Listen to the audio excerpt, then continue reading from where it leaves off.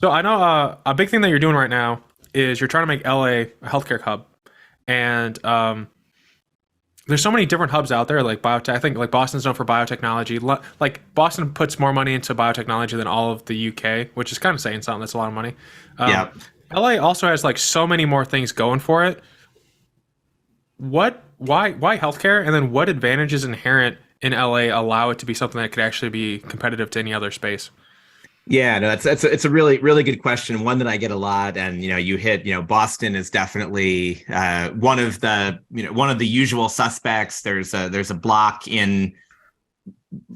area, or the space called Kendall Square in Hmm. Boston, actually in Cambridge, that there's a big sign that says it's the most innovative square mile in America or in the world. And there's a lot of truth to that. So Boston, Bay Area, and San Diego tend to be the traditional places that people think about when they think about a life sciences hub. And so I love both angles to your question, because I got some good thoughts on that. And so first of all, why healthcare innovation, why life science innovation in Los Angeles? And part of it is that it's really been here all along, or for a very long time.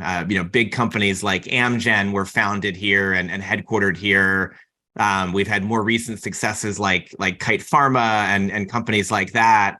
But there's some research institutions here. One called the Lundquist Institute, which has been around for 50 plus years. They invented the paramedic model there. So kind of this fundamental part of healthcare delivery, invented there. City of Hope Hospital, which is a NCI designated cancer hospital in Los Angeles. They have been around for 100 plus years. They've done amazing care over that time, but they also invented synthetic insulin once upon a time. So there's a lot of healthcare innovation that's happened here over the years. What hasn't happened is we have not had enough funding traditionally. We have not had enough investors who are willing to write checks for entrepreneurs to start a company in LA or stay in LA. So typically what would happen is somebody great would graduate from one of our schools. And by the way, LA graduates more bio PhDs than any city in America. So there are a lot of biotech, biology, biomedical engineering expertise coming out of the universities. But typically what would happen is they would have an idea and they would get an investment. And the first thing that would happen is their company would suddenly be moved to the Bay Area or moved to Boston, because that's where the investors were, or they would get a job and they would move there because that's where the jobs were. And so what we're doing is really helping to connect what's already here, strengthen what's already here in a way that leverages the strengths of Los Angeles and allows LA to kind of maximize its impact in healthcare.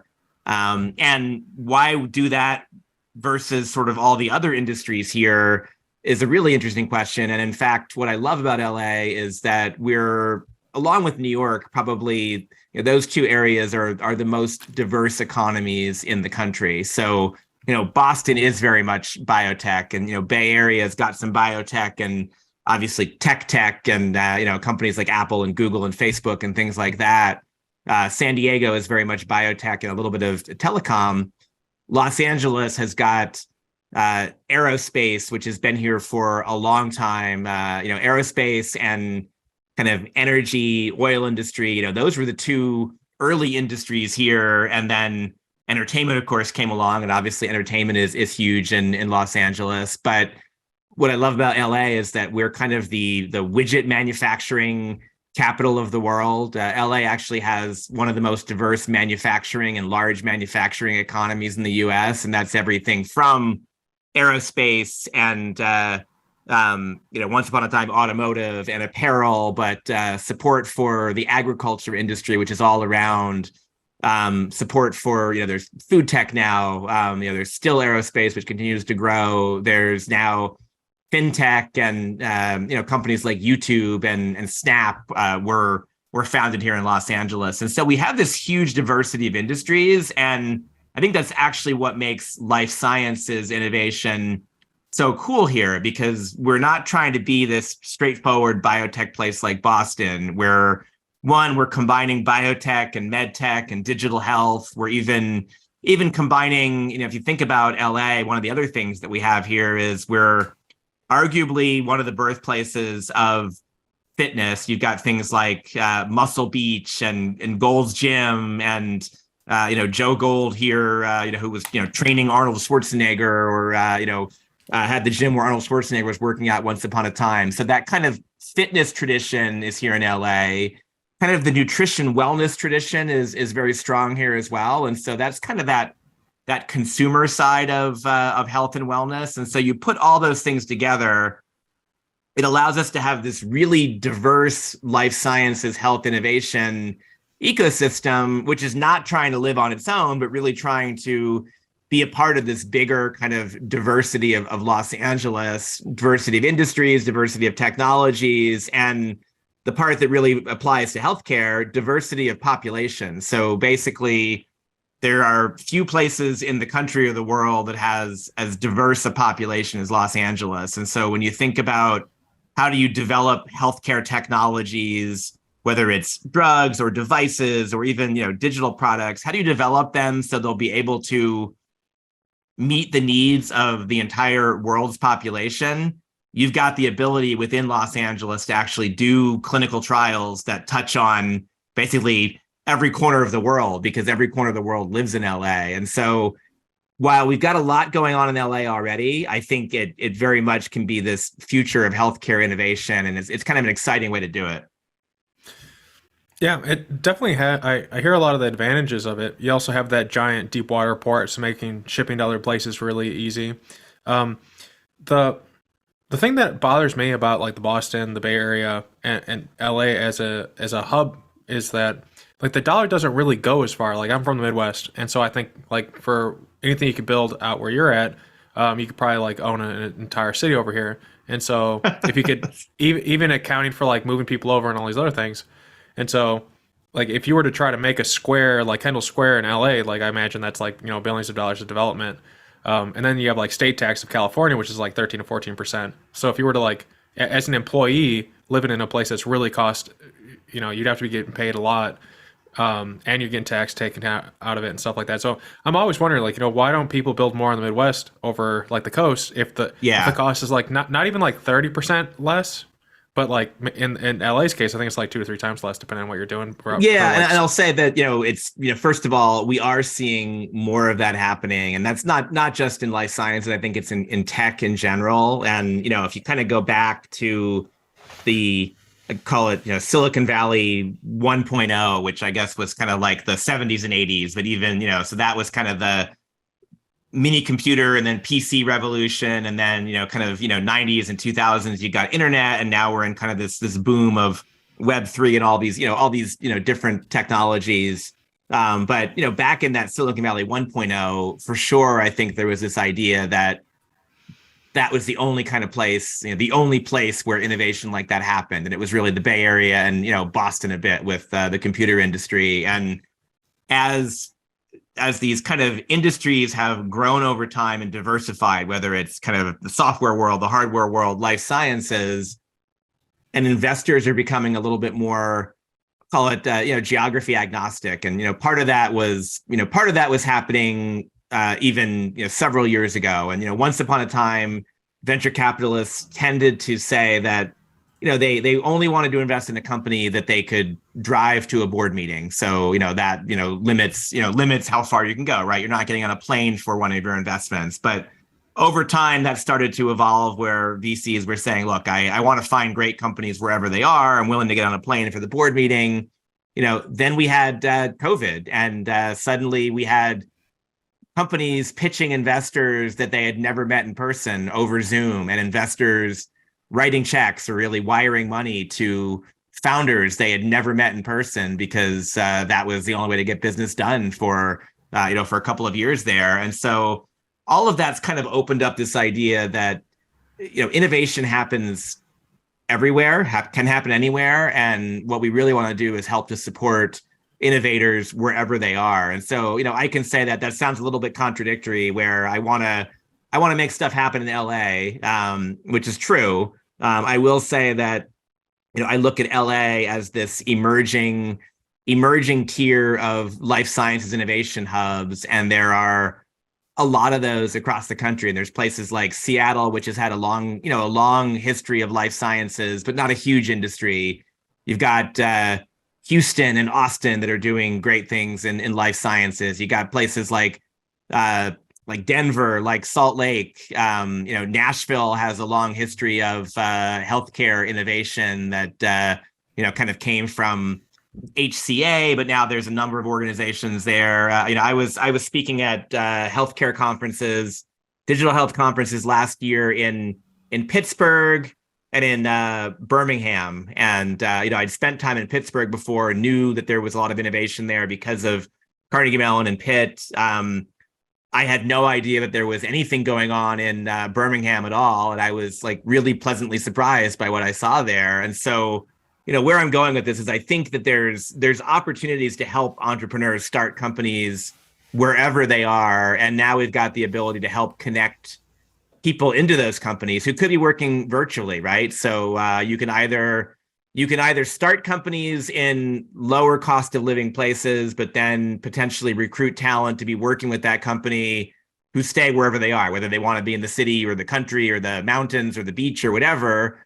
And then the flip side is you can have a company that's in a city, but you can end up recruiting people who are kind of want to live someplace else. And so I think we're going to see a lot more of that. And again, even though it sounds a little bit contradictory, I think the idea is LA wants to be super connected to all of these emerging parts of the country where things are going on. And we've got a culture here that's really comfortable now with working virtually and collaborating virtually. And I think we can start to build innovation in lots of places and, let people live where they want to live, especially for digital health. When it comes to biotech, you end up needing to have more of more people in one place, whether it's the R&D side or more, it's going to be kind of the biomanufacturing side of things. And that's also where I think we're going to see biomanufacturing kind of happening at scale, but happening in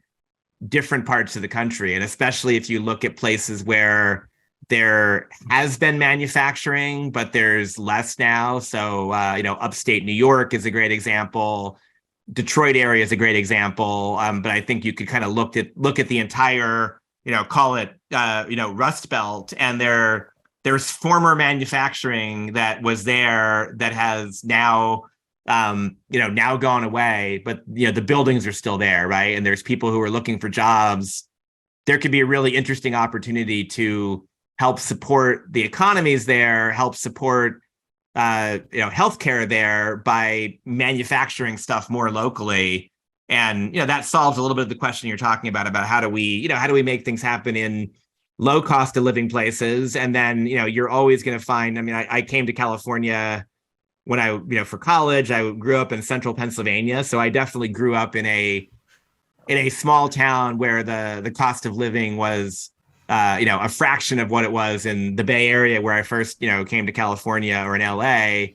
But, once you move, if you move there when you're, 18, 19, you sort of, you get used to it, I guess eventually. And then you can pretend like it's not really, a discrepancy until I go back for a high school reunion and I realize that everything is a fraction of the cost. Mm-hmm. Yeah. That's one of the things I was really curious about, because I think before LA, you came from New York doing something there. And so it's like, you pick one high cost of living to another high cost of living, and you're trying to do some really big, important things. So it's like, if we can maximize the dollar to have the biggest impact, I think the thing that makes up for it is that the network effects that you're talking about in LA. Additionally, there's the trend, the underlying benefit of the trend that you just talked about, where people moving out and being remote, is that it's really emptying up a lot of these inner cities, a lot of the cities where people are no longer there. It is bringing down the housing prices. I don't know to the extent literally building a Kendall Square 2.0 is on your list of getting a bunch of billionaires together to buy up a spot, have kind of like Bell Labs R&D, TechCrunch type thing, it's, I don't know, is that something on your mind? It's, it is. I would love to be able to find a way to make something, something like that happen that, really, and there are some successful entrepreneurs and potential funders in LA who look at ideas like that, and how do you kind of have that early stage research and the development and kind of early scale up, and then opportunities for bigger companies to come in, and how do you couple that with housing, and how do you couple it with other fun things to do, which is also more a part of how any of these things develops. I think once upon a time it was try to build, and Bell Labs is the perfect example, because I think Bell Labs, I've never been there, but my sense was it was in this kind of not rural, but it was remote, kind of in its own spot in New Jersey, and people would drive there to work. Mm-hmm. And they would be in the office from 9 to 5, or maybe longer, a place like that, and then you'd like drive someplace else to live. And that was like that probably popped up around the same time that people were starting to get used to the idea of commuting a long distance, right? And sort of where you lived and where you worked was really different. And whether it's big cities or smaller cities, even places like LA, we're starting to see more where people kind of want to live and work and play all in the same place. And so that doesn't need to be a massive development. It just needs to be enough happening there that it gives them a reason to have a job and maybe have their next job close to there, whenever that case, when that time comes. But also, can you afford to live around there? Are there cool things to do? Is there access to public transportation, which even in LA, believe it or not, I know LA is not known as a public transportation city by any means, but we're starting to add more public transportation in Los Angeles, and part of that is the Olympics are coming in 2028, and that's one of the commitments that LA has made to the International Olympic Committee and to the world, who said, hey, we're going to be an accessible city.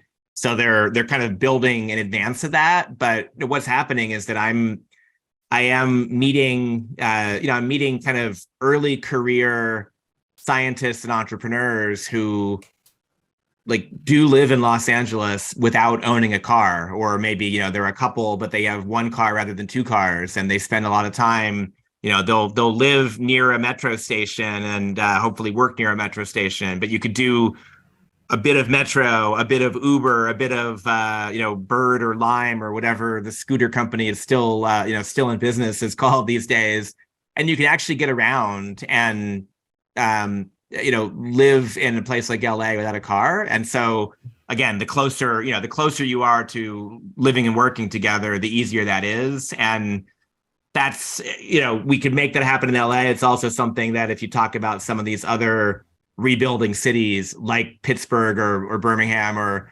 Detroit or things like that, I think there's even more of an opportunity there, because you've got kind of a smaller city core, and then you have just one rung out is some great places to live and great places to work, and you've got really interesting restaurants and bars and stores kind of popping up in between all of it. And I don't know how I got off on this tangent, but I think I have I was a wannabe architect and urban planner once upon a time. So I actually do love thinking about some of these things and sort of how do you find the right balance of live, work, and play in a way that kind of makes everyone happy. Yeah. I love public transport. It pisses me off that in the 70s, 80s, I think it's like 60s, 70s, and 80s, like the automobile industry just like went in and like gutted most of them. Like we used to have like really cutting edge public transport, and they just came in and like lobbied to destroy the things or like really undermine them.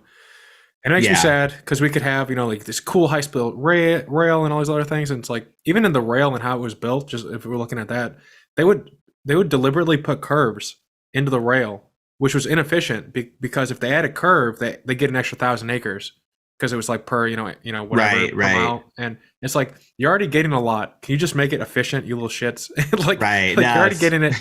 There's like America and greed is kind of obnoxious. Like I mean, like they probably only got like actually like 5%, but like they were really excited for that 5%. Right. But then you have like now it's hundreds of billions to like fix stuff like that, and you need stuff like the Tokyo. I mean the Olympics to come in to like make people want to accelerate that.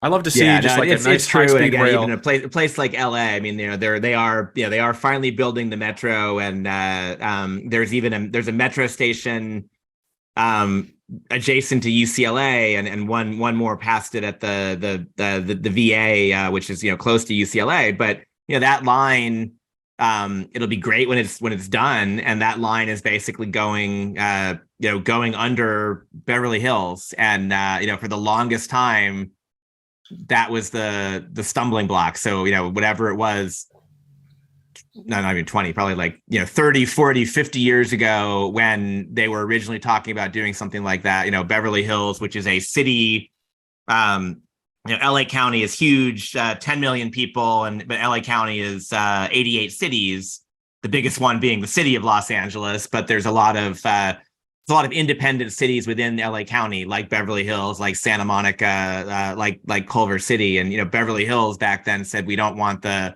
subway going through here, and so that was kind of blocked for a long time. And yeah, you think about like what it would have cost to build that when they were originally talking about it.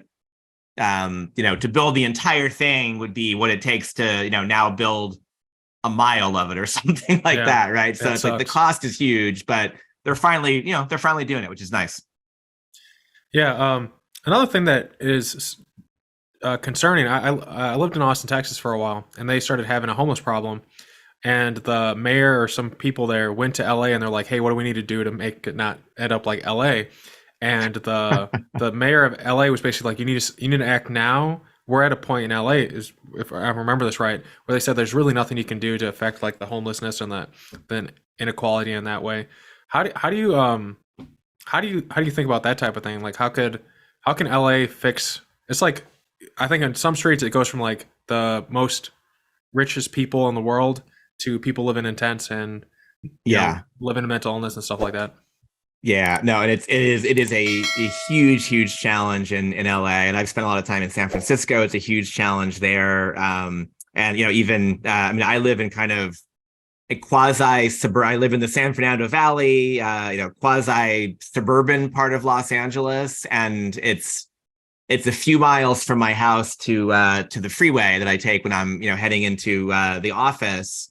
And on that route, in that few miles, there's probably 2 or 3 spots on that road where there's, collections of tents, and, those weren't there, in huge numbers pre-pandemic, but kind of, definitely grew during pandemic. And there's spots of LA where there's a lot of that. And city of LA, county of LA, I think both of those entities, literally the top 3 priorities are homelessness, and homelessness, because it is such a pervasive challenge. And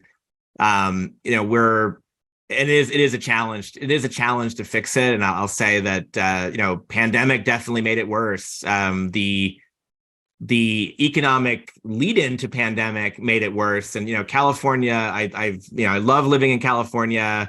LA is maybe a little bit more balanced in the Bay Area, but I think both of these areas are in some ways victims of their success. Bay Area in particular, where there are so many people who've made so much money, and it's created this kind of bubble of the economy for a small number of people. And then there's a number of people who just are completely disconnected from that, and not a lot in between.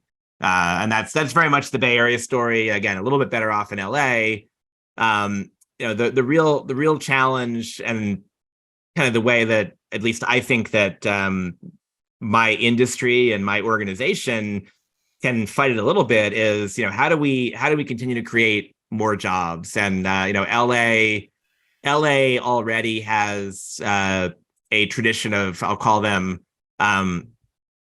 transient jobs or short-term jobs, right? Because of the entertainment industry, we have a lot of people who come to Los Angeles to make it big in Hollywood, and then they spend the next 20 years working as a barista or a waiter, or in a store, waiting for that big break, right? And nothing wrong with any of those jobs. Like we need people doing all those things, but you've got people who are sort of in one job while they're waiting for the next job, and that happens even when you've got a regular career in entertainment.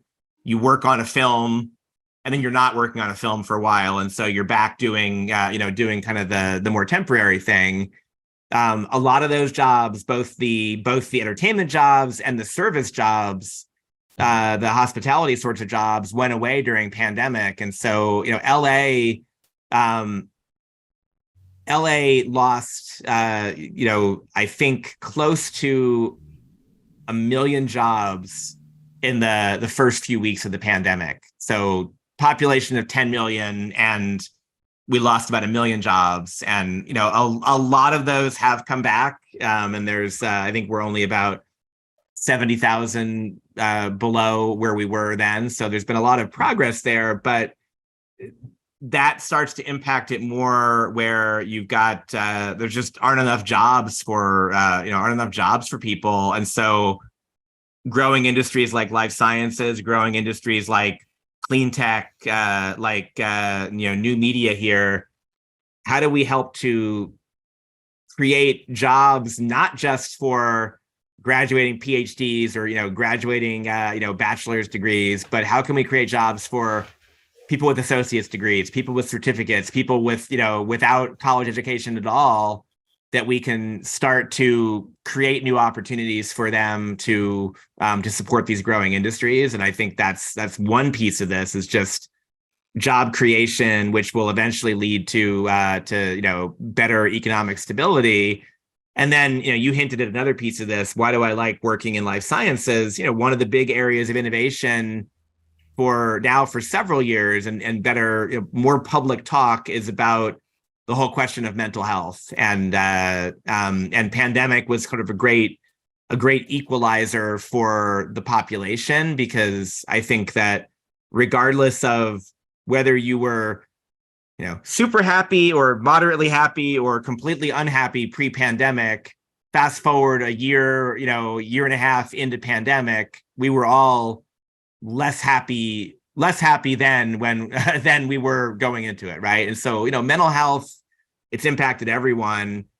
Life science innovation can definitely make a big difference in mental health. And so I think if we can couple this with, we're helping to create jobs, and those jobs are in turn helping to solve mental health challenges, you combine those things and you start to create a little bit more of a flywheel of progress that can tackle some of this. There are other parts though, like housing, and you mentioned kind of the cost of living in different places. I mean, it can be really challenging to get back on your feet when even people who have jobs, people who are married and both people have jobs, struggle to find places to live in a place like LA or a place like San Francisco. And so again, it's not easy, and I definitely don't have any secret weapon for this, but I am kind of cautiously optimistic that that the general population kind of came together around so many things during pandemic, that if we can kind of keep some of that energy going and say, okay, like we got past this and we solved these sorts of problems, how can we now take that same energy and put it against homelessness, put it against substance use disorders, put it against any of these sometimes interrelated challenges that make it really tough to sometimes get by. Yeah, what are your thoughts on just like diving into mental health? What are your thoughts on like psychedelics? I recently had Bram Rector, if I'm saying the last name right. I apologize, Bram, if I'm saying it wrong. Mm-hmm. And so we had a long discussion about just the power of these things in affecting mental health. And I don't think there's many really good interventions like what psychedelics looks like it's going to be doing for people with mental illness, PTSD, etc. Do you have any of that under your umbrella that you're interested in? Yeah, it's like that. And I know Bram a bit. In fact, I think he and I are supposed to be talking over the next week or two, and I'm excited to catch up with him. I was trying to get him. I went a week or two ago. I went to a investor pitch event for a company that is using using psychedelics along with therapy to treat alcohol use disorder. And really interesting technology, interesting kind of combination, because again it's a new kind of drug, or not even a new kind of drug. It's psychedelics were actually used for treatments like that 50 years ago, and then there were even some major pharmaceutical companies that were manufacturing these, and Brahm probably shared more and knows more about this, but they were practically on the market, and then they ended up just disappearing. So there's a lot of history here, not to mention some of the some of the other psychedelic drugs, which are naturally occurring kind of herbal medicinals, things like that. I mean, these are things that have been used and known for hundreds or thousands of years, but are just kind of under the fringe of mainstream medicine. And we really are starting to see some of those things kind of open up. And I think part of it is just part of it is more of a focus on individual healthcare, and so combination of user data and wearable data and genomic data, the Affordable Care Act, and kind of bringing healthcare a little bit more into consumers' hands. All of that, coupled with some relaxation of regulations, it's suddenly starting to create opportunities where there's some really cool startups working on psychedelic treatments. What's even more interesting is there are some pretty big companies working on psychedelic treatments. And I think I was reading an article about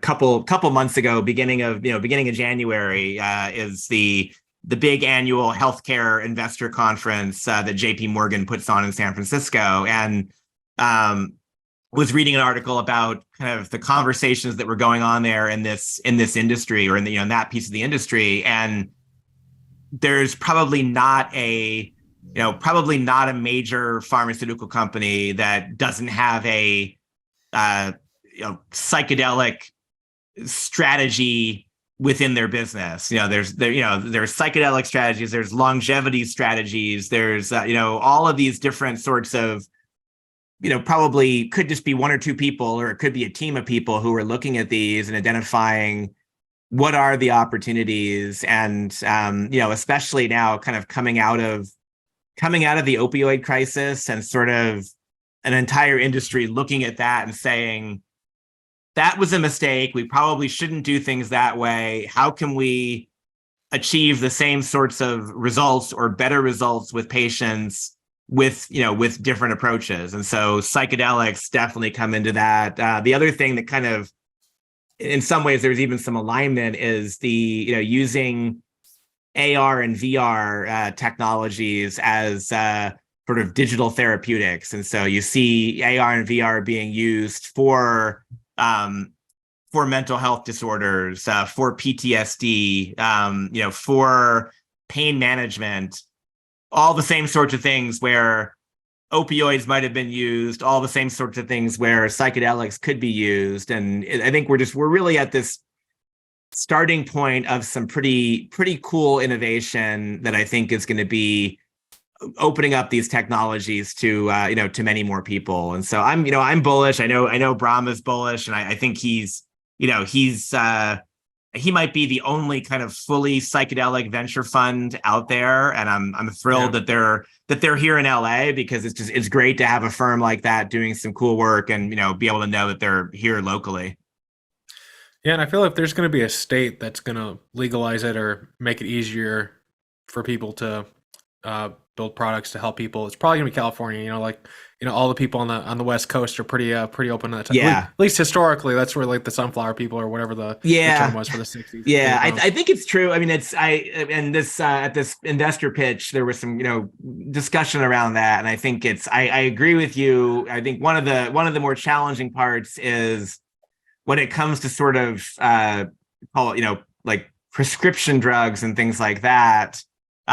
You're really trying to find like a national policy that can make it easy, and that part's a challenge. I mean, I think even marijuana, it's we've got, I think, roughly half the states where where marijuana is legal, which is great, except that means that there's roughly half the states where it's not, and that makes it harder to have kind of a unified strategy for that. And so I think there's some uphill battle with some of this, but we are seeing, again, there are companies who are working on this from a prescription standpoint. There's walk-in ketamine clinics in California and some other places, and so you are starting to see some of these different kinds of substances being available to people, along with again, it could be along with AR and VR, could be along with meditation, could be along with other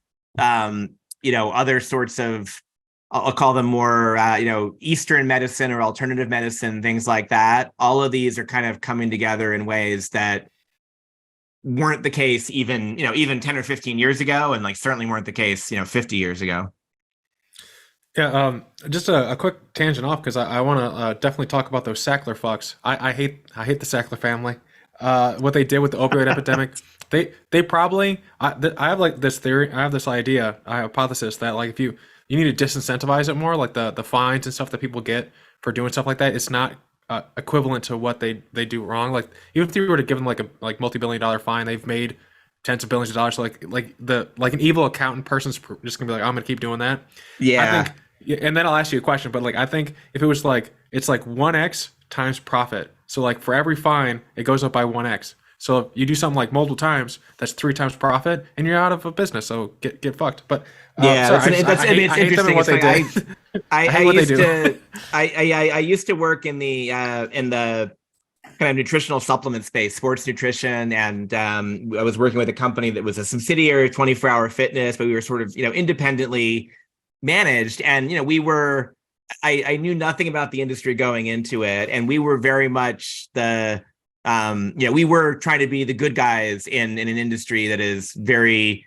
unregulated and kind of very cowboy sort of mentality sometimes. And I would look at so we were very focused on products they do what they say they do, the ingredients are what they say they are, everything is true from development to formulation to manufacturing to packaging. And then you would look at companies who would kind of come out with some outlandish claim for a product, and they would just and of course people love outlandish claims, and so people would buy this as fast as they could sell it, and that would go on until at some point someone looked at this and said, wait, the label doesn't match what you're saying, or we did a assay of this product, and what you're saying is in the product is not really what's there.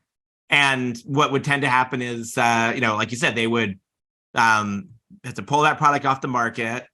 They would pay a fine, and then typically those entrepreneurs would take a year off, go live on a beach or an island or something like that, enjoy the remaining profits from that. And then they would come back and they would start up a new company and tell the same lies and sell it as fast as possible until they got shut down. And it was like this cycle. And this was a couple years after I'd gotten out of business school, and I remember commenting to my colleagues, it was like one thing they don't teach you in business school is how do you compete with unfair competition, right? I mean, you learn when you get an MBA, it's like, well, how do you build an awesome business? And of course, there's going to be competition, and you want to be better than your competition, right? You want to be more innovative than your competition, but nobody teaches you how do you compete with businesses that are, that are not, not above lying, that are not above trying to, deceive their customer and the industry and the regulators. And so it's a challenge. And so, yeah, I think that there do need to be more penalties for those kinds of things. And, we have to police the industry such that we end up having you're incentivized for doing the right thing. And I've got to believe in healthcare. Like, we should be incentivized for doing the right things, because healthcare really is all about helping people. And I think you can help people and still make a lot of money. So if your two choices are to help people and make money or hurt people and make money, why wouldn't you just go on the side of help people and make money? Because there's plenty of ways to do that. Yeah, I agree. I think one thing that I find really reprehensible is just looking at the Sackler case, and I have extensively researched it because when sometimes there are people in the news and people say I hate these things. I will go and learn it before I say I hate it, and I will tell everyone here I hate these people. And if you want to, anyone who wants to fight me on this, you can come fight me. One thing that really pissed me off is they had a person in the FDA, and people do this all the time.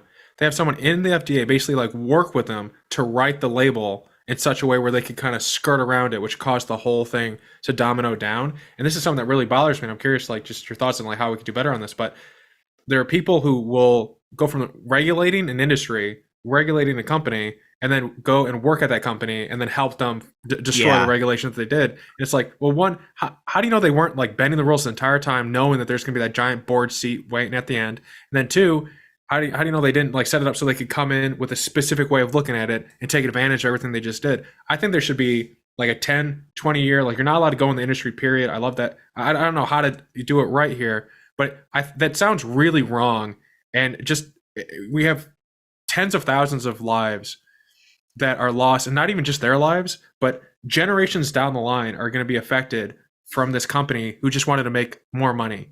And at the heart of it, it was a couple of regulators who were getting greased by that company that allowed everything to come after that. So it pisses me off. I'm just because it happens every day. I mean, it doesn't have to be.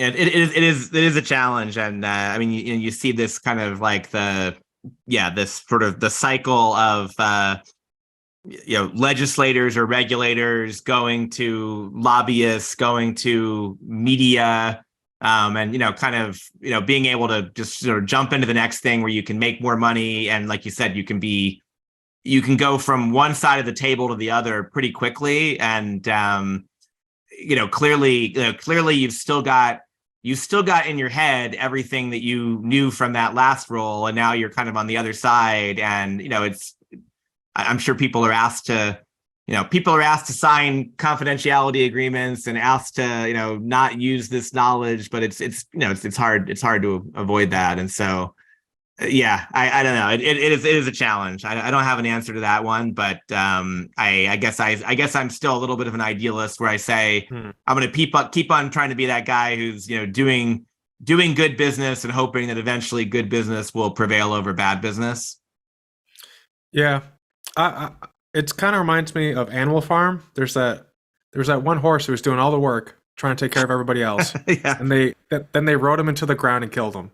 Right. And so it's like, right. So I love the optimism, but I also don't want like people to just like be doing these bad things that grinds you down on what you're trying to do. Right. Right. You need a level playing field.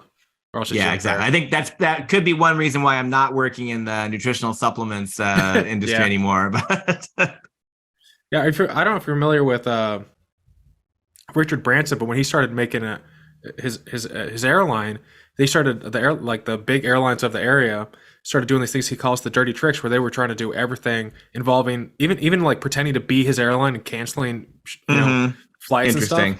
And so like one of the things he did was like he was just a great marketer, and I think that's what saved him, and the fact that he was willing to fight. But most people can't do that. Like they can't outlast.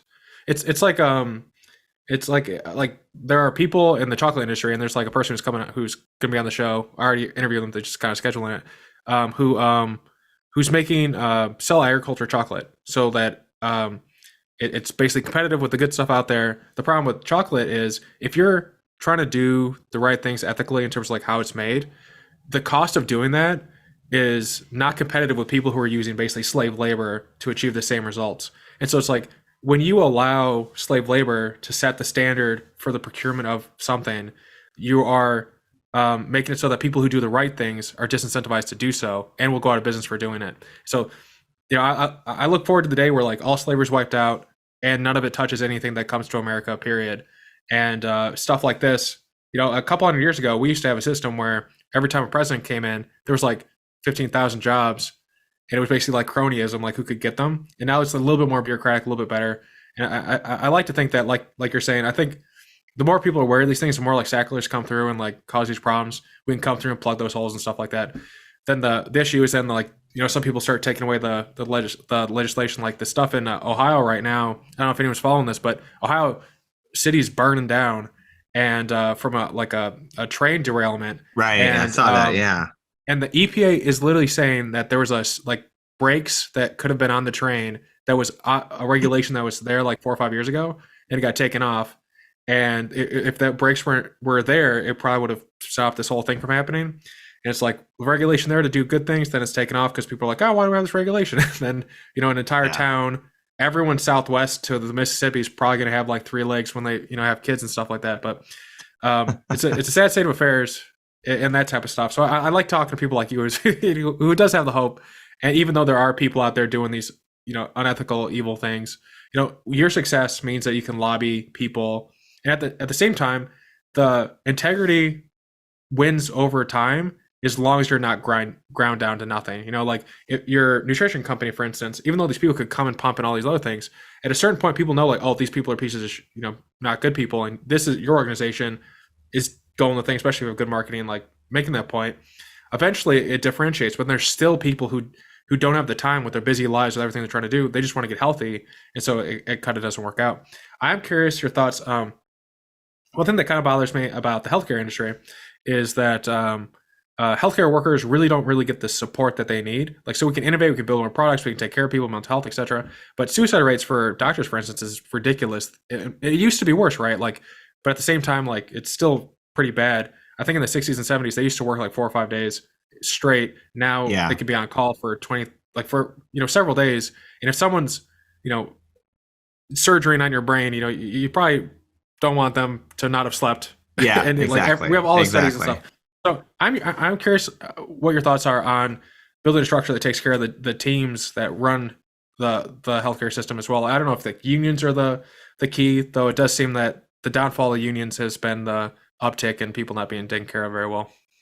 Yeah, and again, I think again, I hate to keep on going back to pandemic as this great lens or mirror, but we definitely saw that during pandemic where I think there was more awareness of sort of what healthcare workers go through and sort of the stresses around that, and it's not just sort of the overwork of physicians or overwork of other team members. You also kind of back to our earlier point of our conversation, not so much the physicians, but there are other people who work in hospitals, nurses and techs and things like that, and they can't always afford to live really close to the hospitals. Certainly in a city like Los Angeles, and so you end up with healthcare professionals, kind of the support team, who have to drive really long distances just to be able to get to work. And so it's kind of adding that, that stress to that. It's kind of similar with, teachers. So, that's a challenging part. We're seeing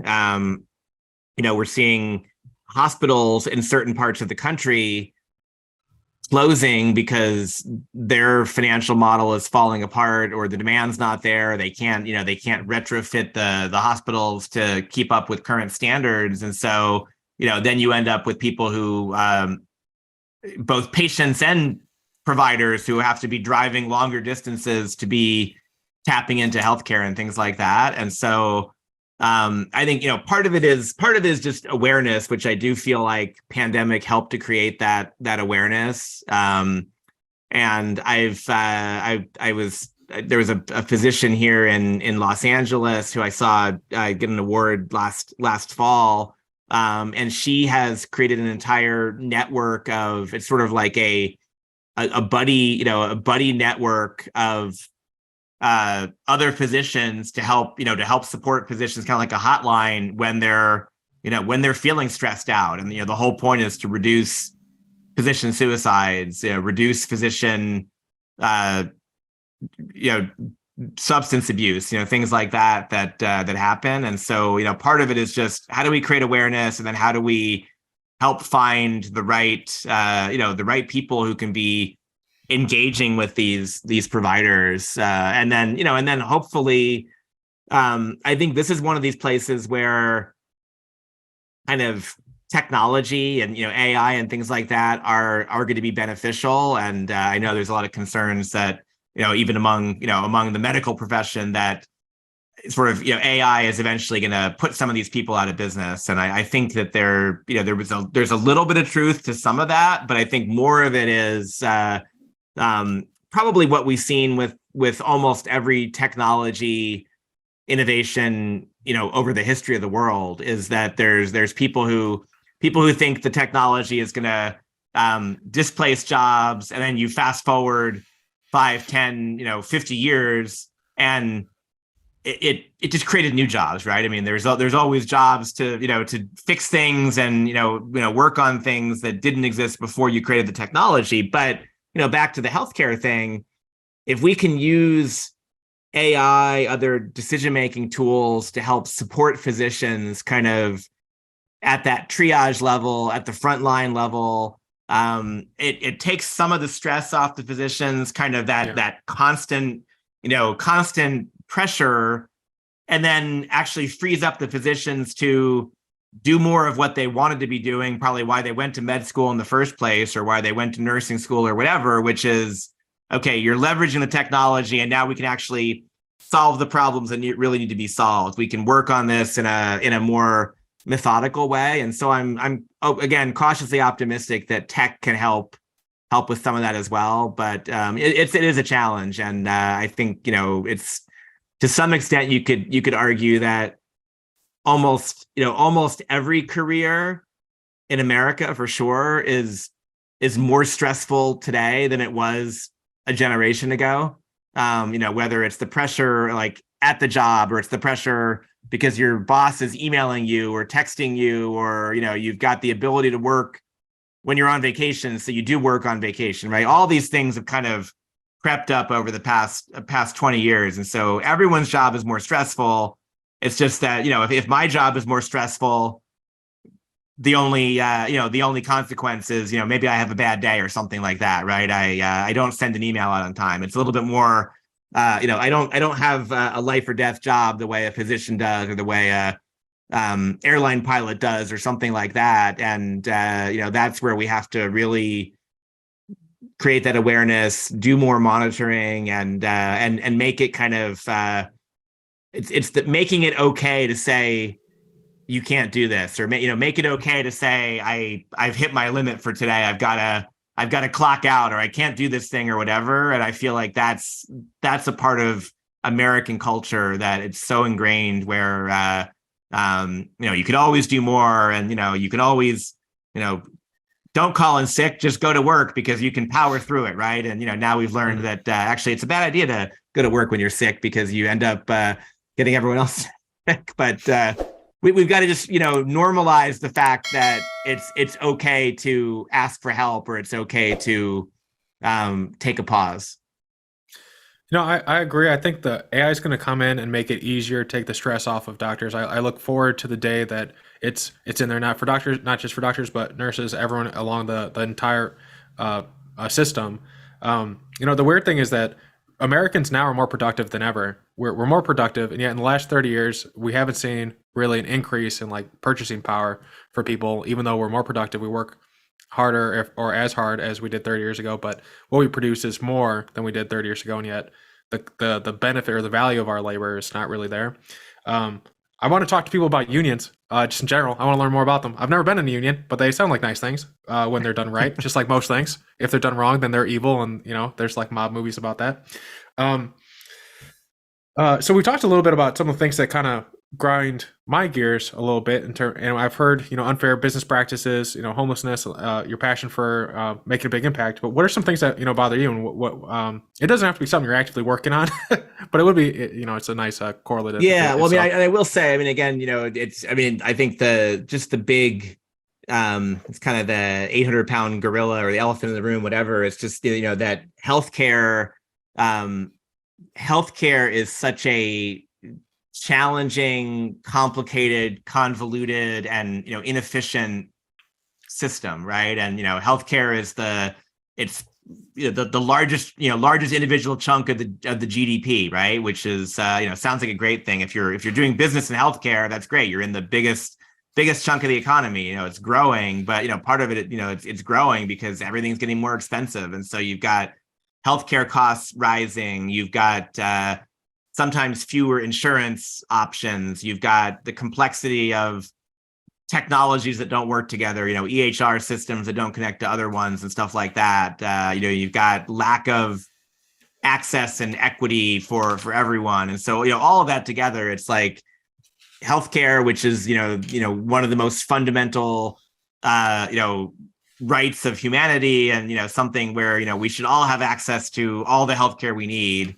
Again, I'm not necessarily going to get down, into, what sort of system should that be? Because I think there's a lot of like choices for that. But the fact is, like, everyone should have healthcare. We just need to figure out how to deliver that. But we've got such a challenging system. And so I love being an innovator in healthcare, but it's also really hard sometimes, because even when you're innovating with a certain technology, how do we know that's going to get in the right people's hands at the right time? And, how do we know, you sort of mentioned, a place like LA where you've got, you can have a Beverly Hills mansion on one corner and then, go around the corner and there's people living in tents. And, if both of those people need access to healthcare, one of them can pay whatever it takes to get whatever healthcare they need, they want, even elective stuff. And then you've got that other person who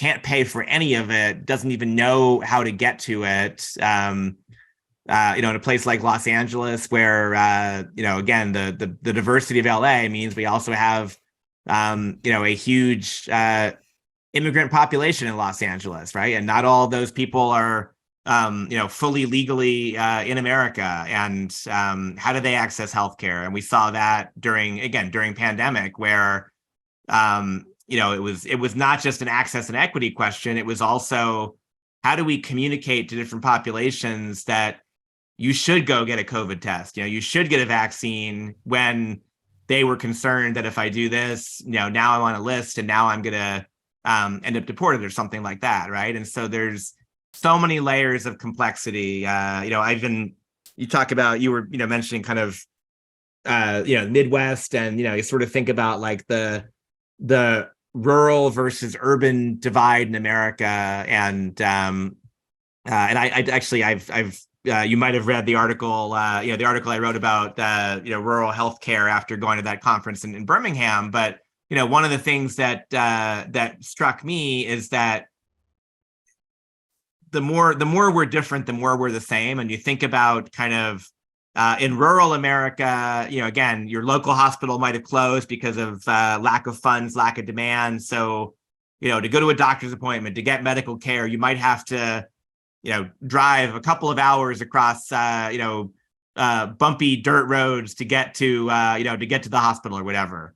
And then you go to Los Angeles and you've got a big chunk of the population that they're going to have to take 2 hours, ride 3 buses across town to be able to get the right healthcare or something like that. And, and along the way, they had to call in sick for work, not get paid, find childcare for their kids and things like that, also they can get healthcare. And so you look at those two different populations, inner city Los Angeles, rural America, but, some of the challenges are the same, right? It's that, how do we get access to healthcare where we are, when we want it, in a cost-effective way, whether that's telehealth, whether it's, more localized clinics, whether it's, leveraging other kinds of tech more. And so, this is just the big issue is we can innovate a lot with healthcare technology. We've got to do a better job of innovating around the delivery of healthcare, the awareness around healthcare, that access and equity question. And it's, that goes beyond just, just do people have insurance or not? I think it sort of gets at, some of the fundamental ways that America is structured, and kind of, the fact that, like, we've created this amazing country where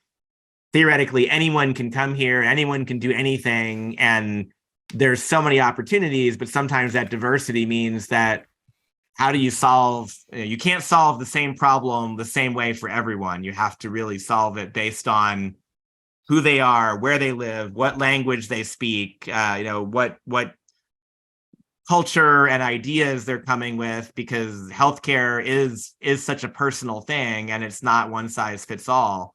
So, I think that is a really, it's purposefully rambling, because ultimately, like, healthcare is this big gnarly problem, and it might be one of the most challenging problems that we're all facing, and even people who have great healthcare still complain about something, right? They complain about, why does your EOB statement not make any sense, or why do you still have to pay this copay or this deductible? And those are very much first world problems, but like, we've all can find something to complain about, because the whole system is just so challenging for so many people. And I think I would love to be able to make a little dent in that with the work I do. And I try to surround myself with people who are healthcare innovators, because you get enough of those together, and over time you do start to make a difference, and you start to see it, and you start to see it in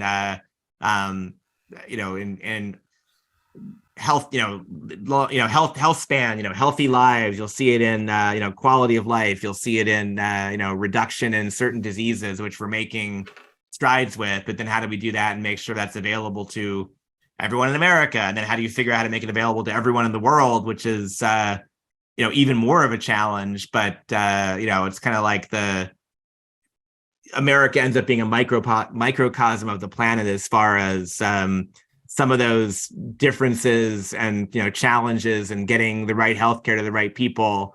It's multiplied when you start to go to places where none of that exists within hours. Yeah. So just focusing in for 2023, what elements of those things that we just talked about are you going to be addressing? And if there's like an A team that's like, oh, Mark's going to be doing this and I'm going to be doing, like, love to hear about it too, because then we can potentially have them on, or just like have people aware of them too. Yeah. Well, I will say that it's so. And again, focusing on the LA piece of the challenge, this is, I've been in my role as CEO of BioscienceLA for just about 3 years now. In fact, next month it'll be 3 years. My fun fact is, Congrats. my first day as CEO of BioscienceLA was Monday, March 16th, 2020. So which was officially the day in LA that everything shut down. So, my first day in this new role was the day that everything was shut down. So very interesting time to start trying to build community when you're not allowed to get in front of people. Yeah, just to interject real quick, what did you do then? Like, did you just like go home? Well, so I guess first of all, we didn't actually have a physical space then, so I wasn't planning on going to an office that day anyway. But I was coming into this new role. There were there was a board member and a consultant who had been working on this in the previous year. And like, we had basically planned on getting together kind of, 8 hours a day for a few weeks, and just kind of work in a room and, kind of do a mind meld. And instead we, did some Zooms, and, we sort of, we had some Zooms, and we're like, we'll get together like in a week or two. And of course, I think both those people, it was like well over a year before I saw either of them in person. And so, lots of Zooms, like we were all doing. And, in some ways for me, it was kind of a blessing in disguise, because, those early days, it was all about, okay, I need to get in front of all of the movers and shakers, people doing cool stuff in healthcare in Los Angeles. And LA is a big place. People have crazy schedules. I mean, it could have easily taken me months and months to get on people's schedules and then drive around LA to go meet with them. Instead, I could just, wake up, roll out of bed, get some coffee, come into my office here and start doing Zooms, and do that for 8-10 hours straight.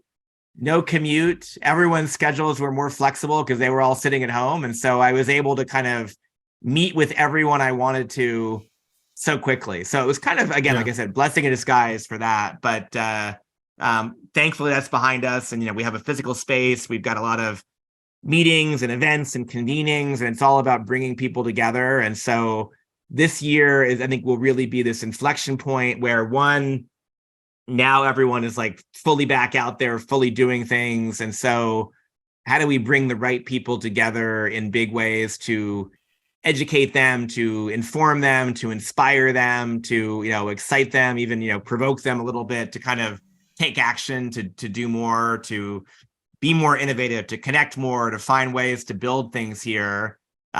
We've got some, a lot of organizations in LA that want to be part of supporting this, from LA County and the LA County Economic Development Corporation to trade association called Biocom, and there's other trade associations that I think will rally around us. We've got VCs like Brahm and all sorts of venture capital firms here, service providers. And so for me, it's how do I continue to get different combinations of those people together to start solving problems? And that problem could be, how do we help this entrepreneur get funded and grow their company, to how do we help a big company like an Amgen do something better, or be more impactful, and everything in between. And so it's kind of cool because I will spend part of my day working with entrepreneurs who have no funding and not even incorporated, and they're trying to figure out what's next, to get on a strategy call with Fortune 50 companies or something like that, to be focusing on how they can have more of a meaningful impact on the industry. And so it's going to be more of that, in a way where we're trying to just get the right people together and get them to move the needle on healthcare, move the needle on innovation.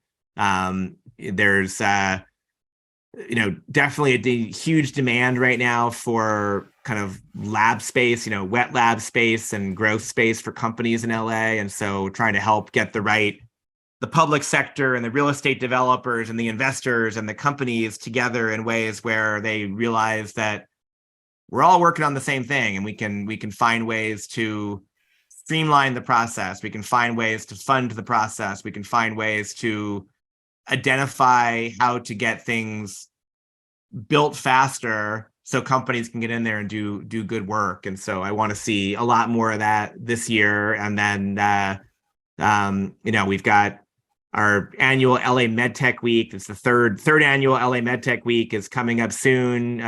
We have LA Biotech Week in the fall, and we've built these kind of weeks to be, how do we help to rally the whole community? How do we help to get people we're already doing an event to kind of make that event happen during this week and be part of something bigger than just them? And so want to see those things grow.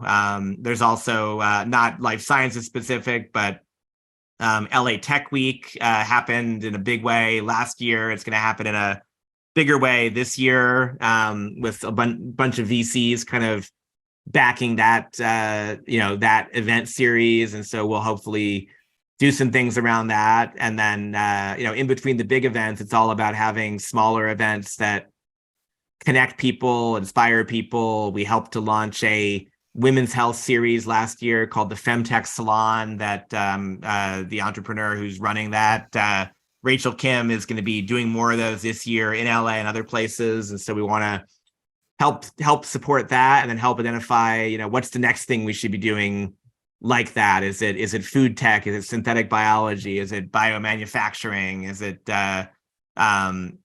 cell and gene therapy? Whatever. Start to build these series out where we can inspire different parts of the community to kind of realize they have friends and allies and people to work with. And so and then we even do even smaller sorts of, not so much events, but programs where it's about helping to level up the leadership capabilities of first-time founders, first-time entrepreneurs. And so we're helping to build the future leadership team of companies by developing early entrepreneurs and giving them the tools they need now. We've got amazing internship programs to connect primarily historically underrepresented populations with job opportunities in life sciences, and we'll keep growing that. And it's all about, if you think about life science, you think about tech, you think about any industry, there's some really simple building blocks that you can use or levers to grow the industry. And it's, in my mind, it's funding. Are we investing in companies? Are we, whether they're getting grant dollars or venture dollars?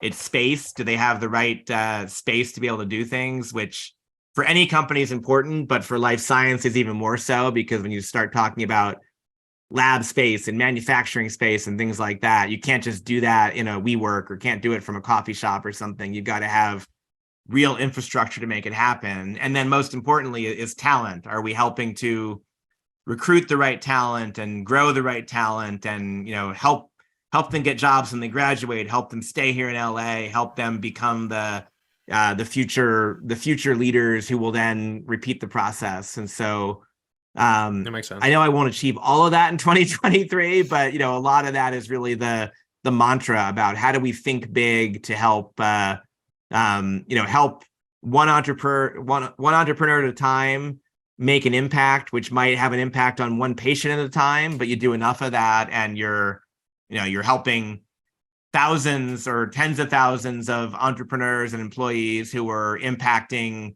thousands, millions, billions of people. Yeah. So just 3 or 4, I don't know how many. I'm gonna give you a bunch of rapid fire questions and just tell me what you got. Who's missing on your team, or where do you need help from? Like, who's missing on your team to meet those objectives? Is there anyone that you don't have that you do need? That you're looking for? It's a perfectly timed question, because I've been talking about this with our team, and I'm talking about it with my kind of personal CEO forum tomorrow. And so we have a team of 5 at BioscienceLA, and it's very lean. We have some consultants and advisors who help us, but 5 full-time people, including me. Everyone touches marketing in some way, which means that we have no person whose title is marketing, and everyone does a little bit of marketing, which means marketing generally gets done, but not always in an integrated way, in an impactful way, a little bit too much, overlap and rework. And so we're certainly looking for someone to come on board to lead marketing. We're looking for someone to come on board to help support development and fundraising. Those are kind of the two big ones right now. All right. So anyone who knows anyone in LA who has those skills, ping David. Yeah, would love that. We're happy to talk to anyone who loves healthcare, loves innovation, and wants to make a difference. Are conferences like the JP Morgan one worth going to? I see them a lot. I see people go to them. It's like, but is it worth my time? I don't have that much time in my day for discretionary fun and going to conferences. So yeah. It's like, and again, it's there's a time investment, there's a financial investment, and they add up. And I feel like there's such a pent up demand that every conference that used to happen and ones that didn't happen are all happening now. I'm going to say that yes, with an asterisk, conferences are useful. And I think that, a lot of the content of the conference, I think there's plenty of other ways to get that, like the virtual event is fine for that. Reading, maybe you can have Chat GPT give you a summary of it or something like that. So there's lots of ways to get the content, but the personal connections and kind of the serendipitous meetings, those are the things that you can't replicate, or I still have not seen that replicated online. And so much of business is, people say it's not what you know, it's who you know. And I'll say, I think that's true, but it's not even who you know, it's who you meet and who you connect with, and how you grow that network of who you know. And so you've got to get out there and do that. And so I think everyone should find, and there are plenty of ways, if you can spare the time. Almost every big conference these days, even things like World Economic Forum and things like that, which clearly you have to be someone super fancy to go to that kind of thing. But outside of the World Economic Forum, there's all these other events happening and all these other networking things happen. And so whether it's going to Davos, or going to Aspen, or going to Cannes Film Festival, or going to South by Southwest, or whatever, even if you're not paying, or even if you don't have access to the thing, there's a bunch of other things happening where people that you probably want to meet even more than the people inside the room are. And so, as long as you can, afford the plane ticket and some, your time, you can actually meet some really cool people and move things forward. Yeah. If there was one Keystone conference to go to for healthcare or its subsequent sections that you care about, what would be the ones you suggest? Yeah, so the one that really excites me is called Health HLTH, which happens in Las Vegas. I think they've moved it around to a couple places as well, but it's primarily Las Vegas. It's very digital health focused, but it's got tech innovators and hospital innovators and insurance innovators, and it's really well run. It's really well branded, and it's kind of like the right attitude, right energy. It's kind of like almost the perfect conference. And so that in some ways is my favorite thing to go to, most impactful. And I think that's kind of, hands down the place to be. Sweet. I'll see about going, and I'll let you know if I go. And if anyone else is going, we'll all have like a drink or something. So building relationships and networking. Can you talk about just like your thought process when you're meeting someone new at these conferences? Is there like something like a process you go through in terms of like your thoughts? Like, okay, this is a question I'm going to ask to try to get a sense of what they're looking for. What am I going to say about myself? That type of thing. Because like, there's so many introverts who listen to this podcast based on some feedback I get, and so people don't really understand networking. They always feel like it's like this kind of a slimy thing. So I'd love to get the sense of your approach for networking and growing a yeah. Like so that. I think this works even, this is a good approach for introverts, I think as well. And, so when you get out there, you're kind of walking through a room, there's people around, you're overhearing conversations. And I think the key thing is to, listen to what people are saying and, kind of start to build some themes, build some ideas from that. And then when you're listening to a conversation, at some point, there's going to be this moment where, you've got something that you can add that is going to help someone. And so that's a great way to kind of get yourself into a conversation to say, oh, I know that person. I've talked to them about this, or I just solved that problem. And, here's how I would do it for what you're doing. It's a great way to get into those conversations.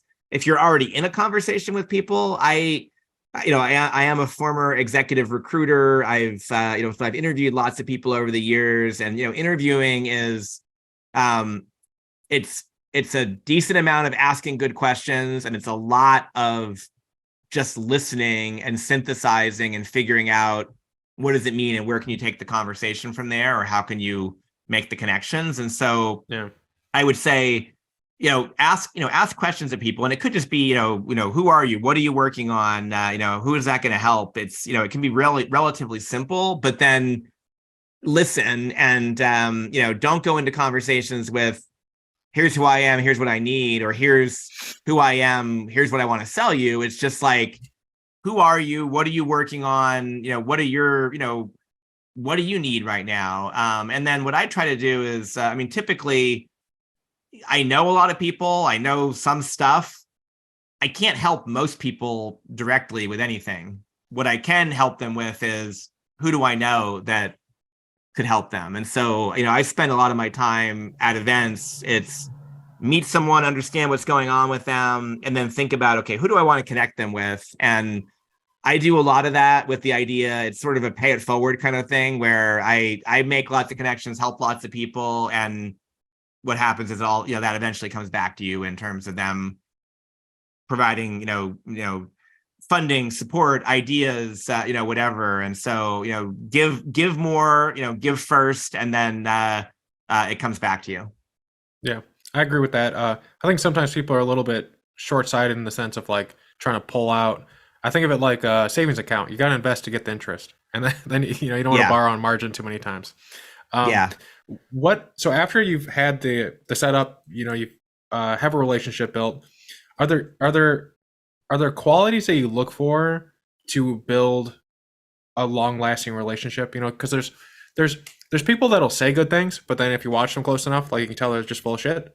and stuff like that. And like to Yeah. some extent, like it's not the most fun to interact with those people, depending on, I guess, what your vision for yourself is.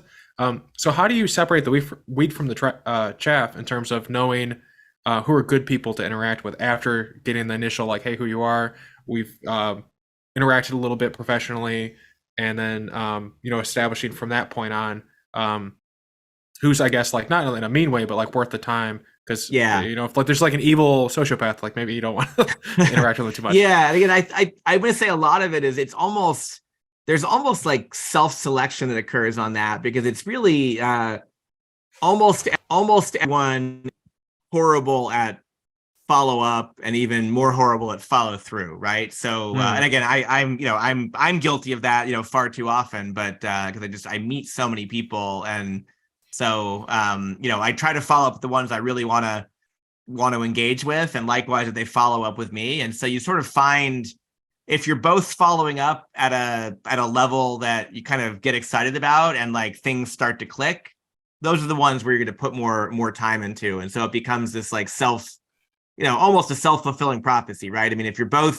if there's a match for whatever reason and you're both following up and you're both excited and you're both making it happen, you're going to keep on making it happen even more. And that's where the good stuff happens. And I think, that's an easy way to kind of get those early priorities. What's also great, I've talked to people about this because, we all deal with inbox, overload. And, I apologize to the, what I know are the thousands of people, maybe thousands of people listening to this podcast who emailed me and I like haven't emailed them back yet. And so I will say, one, just, we should all do this, is like, if you email someone and you don't hear back from them, like email them again. You're not being a hassle. You're actually maybe helping them, as a reminder. And, eventually the right level of follow up on both sides leads to something. And that means you can revive these conversations. If you don't follow up with someone the next week, you don't follow up with them the next month, it's okay. I mean, I've emailed people that I got referred to a year ago, and I'll just be searching for an email and something will pop up and I'll be like, oh, right, I got connected to this person. I will reply. I'll say, hey, look, I totally missed this last year and love what you're doing. Let's talk. And, more often than not, they get back into the conversation and something good comes out of it. And I also kind of believe that when those things happen and they happen in a good way, it's because the timing was right for both people. And even if I had responded a year ago, things wouldn't have happened because, it wasn't quite right. So, be persistent and, don't feel shy about or embarrassed about reviving something that feels like it's, long gone. Yeah, and just to emphasize a point there, when you do follow up, don't be lazy about it. Like when people ping me, if it's a thoughtful response, it's like, okay, I'll be like, okay, well, this person's being interesting. I'll engage. People that are like, you up in terms of like a response are like, well, you're going to the bottom of my inbox. There's so many other things I got to do one time. True. And by the way, I am reminded about when we got introduced for me to be on the podcast, and I think I said I'm in the middle of traveling. It was like over the holidays. I'm like, I'll get back to this soon. And then you definitely followed up at the right time and said, hey, let's schedule something. Which in that case, it was like literally I was even thinking about it because I was like, I was supposed to follow up, and I'm like, what was the name of the person supposed to follow up with? What was the name of the person who referred me? And I was like, I can't remember who these people were. And then suddenly your email pops up and I'm like, that was it. I have to. So it's perfect timing. Sweet. Yeah. What books would you recommend people check out? I love to read, so I'm basically going to read anything you recommend. Just as one person. So I'll say, I used to do a lot of work in the strategy consulting in the aerospace industry. And with Boeing in particular, and we ended up using a book there in one of our events that I hadn't read before, and I read it then. I read it since then, called the Checklist Manifesto, and it's what I love about that book in particular, and why we were so this Boeing engineering group is using this book called the Checklist Manifesto to figure out how they can perform better in their kind of, engineering processes and things like that. That was cool. The book is written by physician entrepreneur Atul Gawande, who designed this whole system, or wrote this book based on checklists that they were using in the hospital in Boston. But then the origins of the checklist strategy had come from pilot checklists that had been developed by Boeing in part, 100 years before or something. So here I am working with Boeing engineers who love reading this book about checklists written by a doctor, partially inspired by Boeing engineers, kind of 100 years before or something like that. But I think that book is it's so powerful, whether you're in business, whether you're just trying to manage your life better. It's great for adults, it's great for kids, because it really helps you understand how to get things done. So that book I always turn to. One of my other favorites, because all of us, whether we're in corporate world, volunteer stuff, school, religious organizations, volunteer groups, whatever. There's a book called the 5 Dysfunctions of a Team, which is, really helps you to understand kind of what makes teams not work, and therefore helps you understand what makes teams work. And it's written in kind of a fable format, so it's like a really fun, light read. So those are 2 kind of just favorite books that I always go back to. Sweet. And then last question. There's Beatles behind you. What is a Beatles song or album you'd love for people to listen to while reading these books? I thought you were just going to ask me Beatles or Stones, right? And I was like, okay, come on, it's obviously it's Beatles. I'm gonna answer that question with I'm not going to answer it directly, because I really can't I've never been able to figure out true favorites with the Beatles. But something I've been doing recently. So I've been a Beatles fan pretty much my entire life, and then at some point I got into John Lennon's solo stuff as well, and that was probably in my probably my 20s and 30s or whatever. And then eventually I kind of explored George Harrison a little bit. Oddly enough, aside from the hit songs, I've never really dug into Paul McCartney. And I was just literally earlier this week, I'm like, you know what? I should listen to Paul McCartney's first album. I'll listen to his second album. And what I started to do with that, and now I'm going to go back and do it with John and George, is thinking about and you can do this with any band. Take a band breaks up, people are doing different stuff.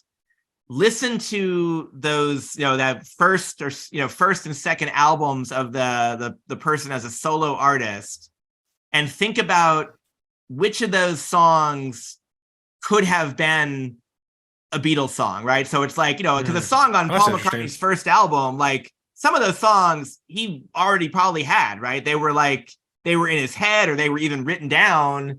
They just didn't, they didn't make it onto the album. Then he's doing it on his own thing. And you can start to figure out how do people's styles evolve and things like that. And, even the Beatles, I mean, in the grand scheme of things, the Beatles were a fairly, short-lived band as an active band, right? Especially compared to, say, the Rolling Stones or whatever, which is, still a band, for whatever, that's probably 15 times the duration of the Beatles or something like that at this point. But even within the short time of the Beatles, their styles evolved, and you watch them individually evolve. So that's my long-winded answer to say I can't pick a favorite song, but I'm happy to have any Beatles on in the background as I'm working on stuff. Okay. What's the one on your back right? Is that an album? It doesn't have to be favorite. I'm just gonna yes, that. Yeah, so is that an album? That one there is all the Beatles album covers with all the songs. This is a theoretically it's an actual concert poster print from what was this is the Beatles' very last concert, because the Beatles kind of famously kind of famously stopped touring like relatively early as a band, right? So they kind of came to America in 64. I think this is 66. So basically, you know, they like toured nonstop for like 2 years, and then, but it was at Candlestick Park in in San Francisco, and I lived in San Francisco for years. So I love the fact that like the final Beatles concert. And this is one of these, they were so popular, and the thing that drove them crazy is like they would go to perform in a concert, and they were like, the crowd is screaming so loudly the entire time, nobody can even hear the music. They're like, we could just be up here like pretending to like play and sing, and nobody would know the difference because nobody can hear us. And so like that was in Candlestick Park, like that was like definitely like that. And so I love having this like last Beatles concert poster.